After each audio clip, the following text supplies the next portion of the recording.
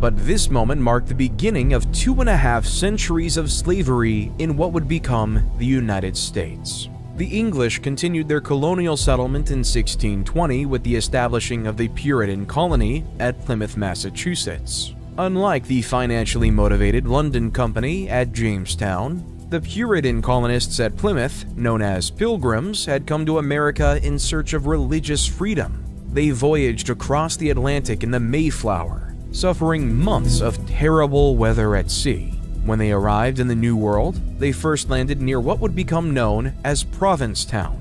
There, the colonists, concerned over their rights to the land and their legal right to establish a colony, drafted and signed the Mayflower Compact, establishing their right to self-govern, while still holding allegiance to the English crown.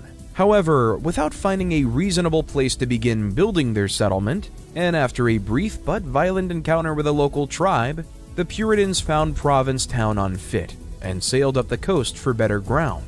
At last, they decided on Plymouth Harbor, building upon an abandoned Patuxet settlement as a base for their new home. Settled between two hills on which the colonists built two forts, the colony at Plymouth initially struggled through a difficult winter, living aboard the Mayflower and building their settlement by day. In March 1621, they made first contact with the Wampanoag. The Wampanoag chief, Massasoit, was hesitant to trust the Pilgrims. Also uncertain of the Puritans was Squanto, a Patuxet native who had been taken in by the Wampanoag. Squanto, or Tisquantum, spoke English and had spent time in Europe after he'd been kidnapped by an English explorer in 1614. He had returned to America with another explorer, whose party was ambushed and massacred by Massasoit and his